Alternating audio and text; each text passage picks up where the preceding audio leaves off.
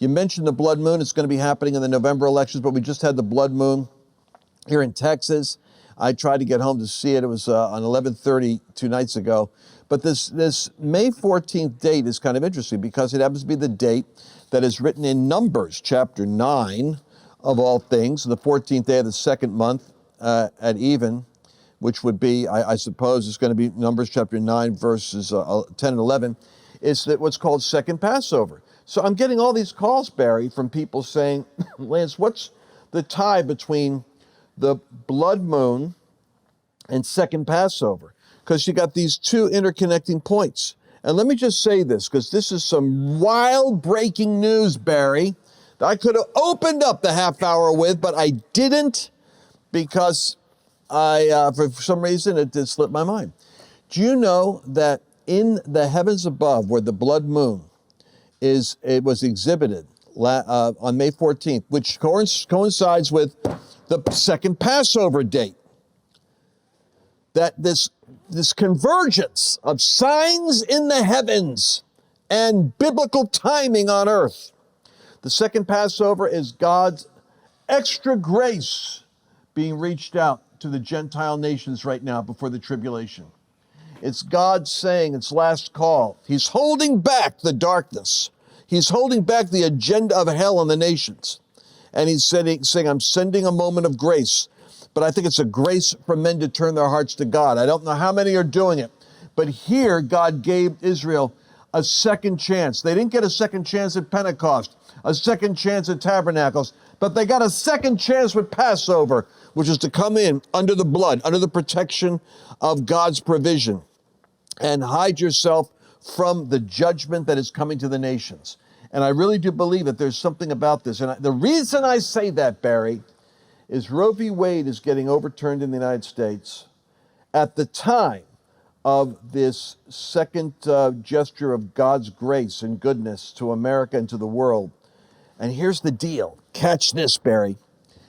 The red blood moon is situated in the heavens, right in the constellation, which I believe is like Libra, which is the scales of justice.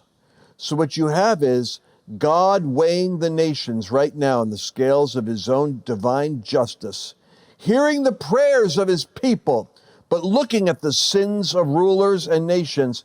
And in the cosmic scale, in the middle of the Libra scale in the heavens, was the blood moon. The moon turned to blood.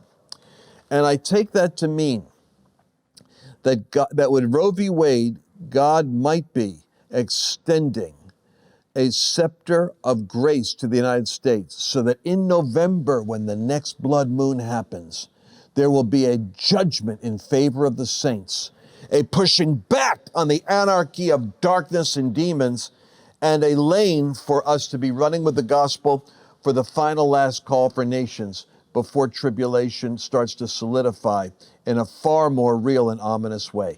That's why I wanted to extend the broadcast 9 minutes, Barry, because I believe that I'm not into astrology, but I am into the signs of the heavens. And as you know, the gospel is in the stars. It tells the story from Leo to Virgo to, we call these constellations by different names, but they form the gospel story of a virgin birth and the overcoming one who comes out and who is a deliverer. And the story is in the stars. And Libra is hosting right now the blood moon with the scales of divine judgment balancing the nations out. And I think God in the United States is going to move with grace, even though Roe v. Wade is a thunderclap to the left. It's an indication that God is now going to start to right the scales. And it's exposing election fraud. It's exposing the left with the Durham report, which is exposing Clinton and the Clintonistas and the law firms and the Democratic Party. And I believe a Hunter Biden laptop's about to get exposed. It's exposure, exposure, exposure, because in the heavens, the scales of justice are now tipping in favor of intercession. What say you, Barry? Why don't you close out the program? Well, I think there's a powerful reflection in Scripture which came to me as you were sharing, which was very powerful. It says in Joel chapter 2, verse 28, "And it shall come to pass afterward that I will pour out my Spirit on all flesh. Your sons and your daughters shall prophesy, your old men shall dream dreams, your young men shall see visions. And also on my men servants and on my maid servants I will pour out my Spirit in those days." Verse 30, "And I will show wonders in the heavens and in the earth, blood and fire and pillars of smoke. The sun shall be turned into darkness and the moon into blood before the coming of the great and awesome day of the Lord. And it shall come to pass," and here's the good news for all of you out there, "that whoever calls on the name of the Lord shall be saved. For in Mount Zion and in Jerusalem there shall be deliverance, as the Lord has said, among the remnant who the Lord calls." So God of Abraham, Isaac, and Jacob, we thank you for the lining up of the stars and the constellations and the historical facts and dates that make all things work together for good to those who love you. And we say this in the mighty name of the Messiah, Yeshua. Amen.